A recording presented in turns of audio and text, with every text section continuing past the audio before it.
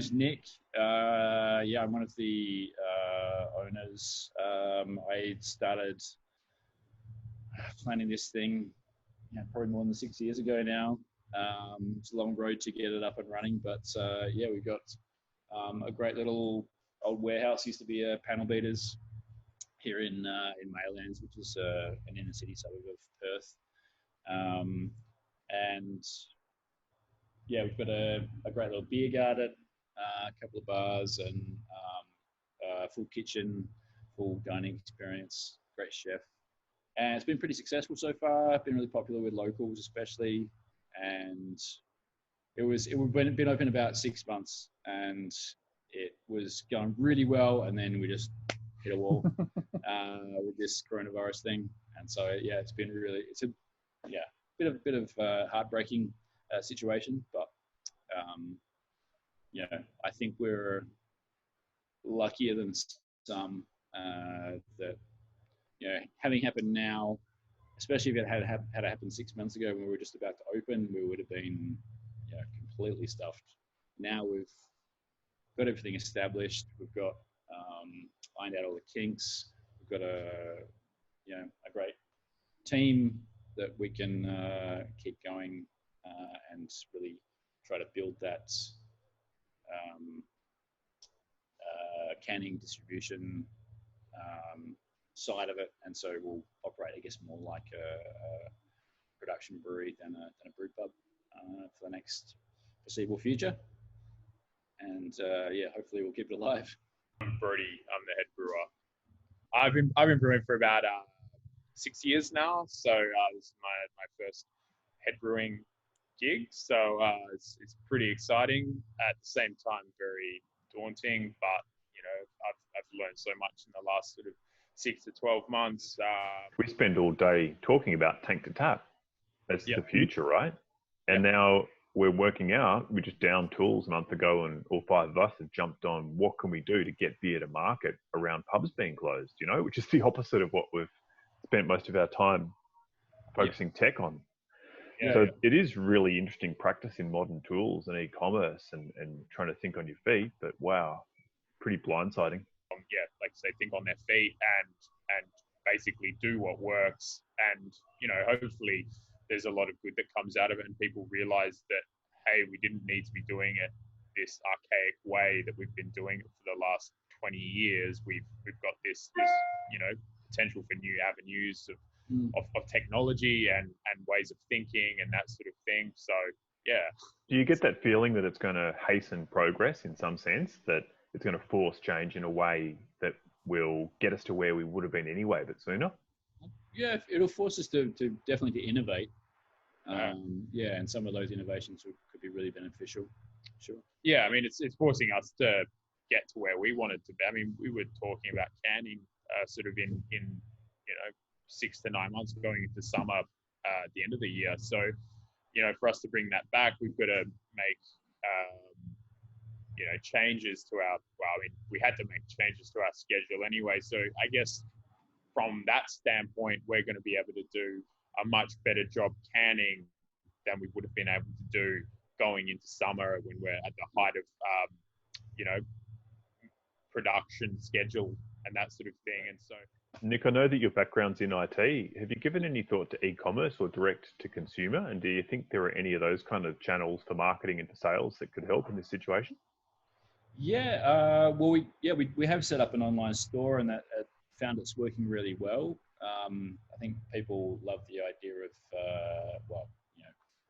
I don't know if it's love's the right word, but it's best for people at the moment to have less contact, obviously, and keep their distance. And so people being able to pre-order something and just, getting it out quickly with what they want, just makes it very convenient. Everyone's a germaphobe. Until last week, I'd never really found myself prox paying and making sure my card wasn't touching the machine. Right. Yeah, going to start doing deliveries soon. So yeah, just for the moment, just growlers to home. I think we've got a little benchtop canner which we're going to try and get going as well. And as soon as we've got these cans come out of tank, then we'll have you know, 4-packs and cartons that we can deliver as well. I feel like it's just going to be all about beer to consumer now rather than anything getting out to pubs, obviously.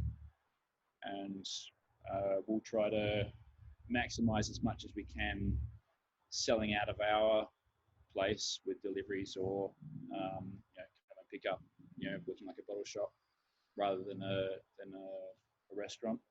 And we'll try to hit up as many small bottle shops as we can locally, some of the independent ones, and you know, grow up from there.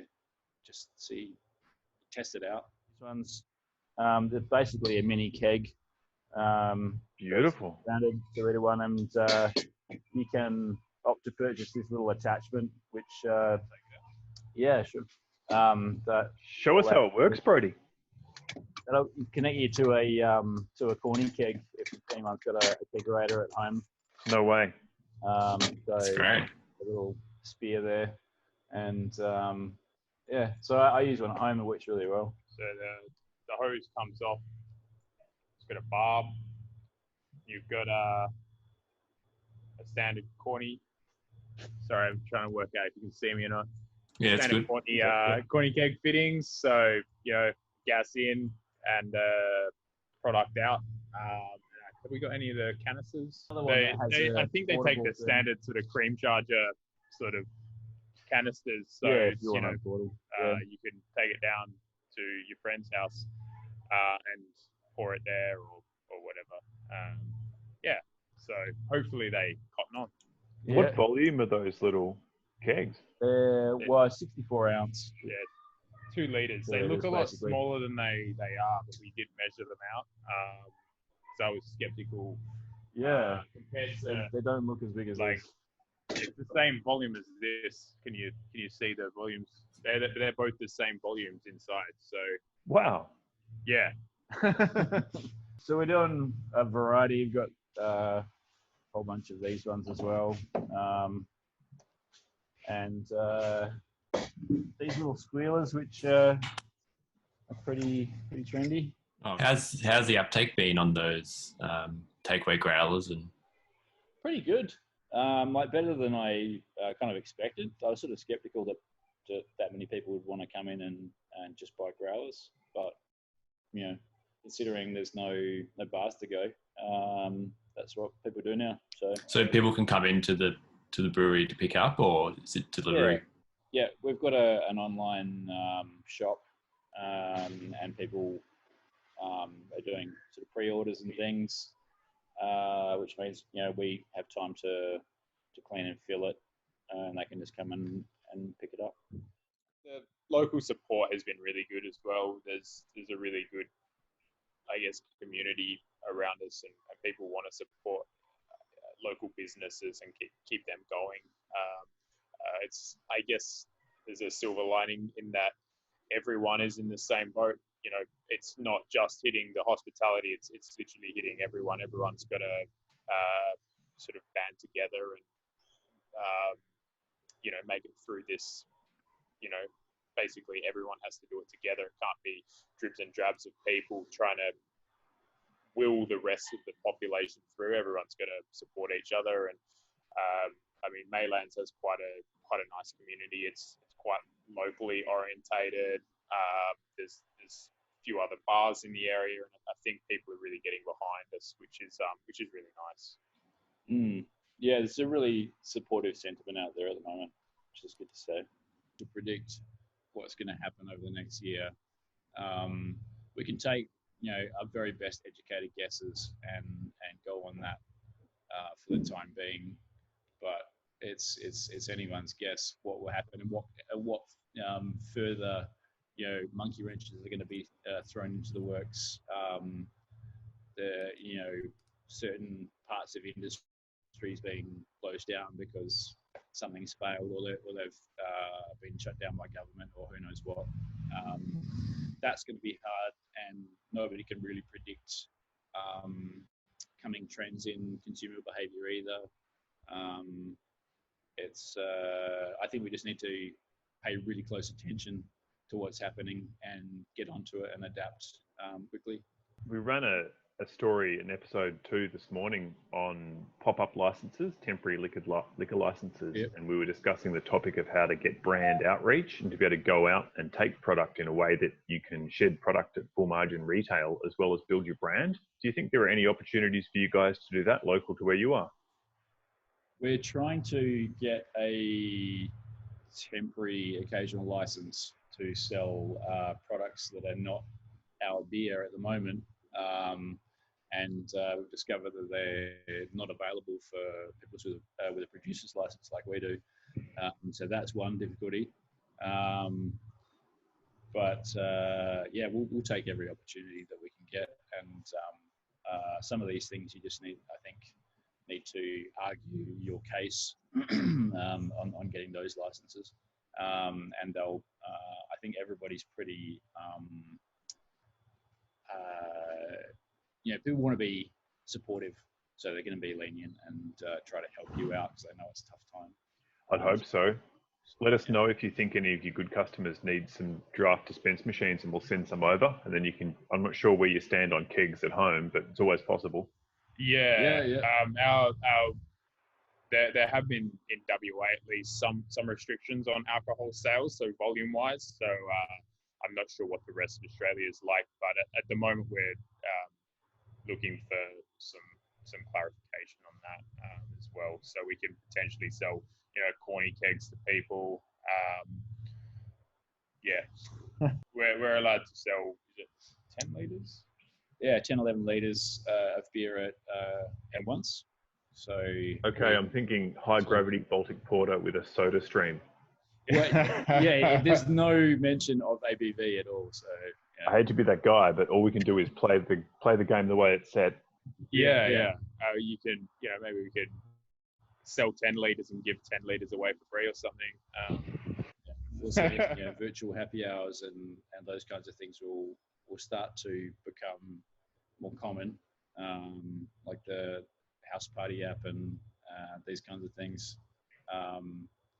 Who knows? Maybe it'll all be virtual reality headsets with a beer in your hand. You do a virtual reality brew day or something like that, and watch people struggle through a brew day who've never brewed beer in their life. That's an amazing idea. Can we do one by forum where you can give us 3 options and then there can be a people's vote as to the hop cultivar for the edition, and then you feel a bit radio controlled, but it'll be a collabo brew. That'll be maybe we should look into doing something like that. Yeah, I think that would be a lot of fun with potential to produce something pretty awful. Maybe as part of the people joining in and giving their opinions, they have to commit to buying it once it's made. Thank you very much for the interview and giving us the benefit of your thoughts over there. Hang in there and let us know if we can help. Thanks, Julian. Thanks, mate. See you later. Thanks, guys. Good to chat. Cheers, Caleb.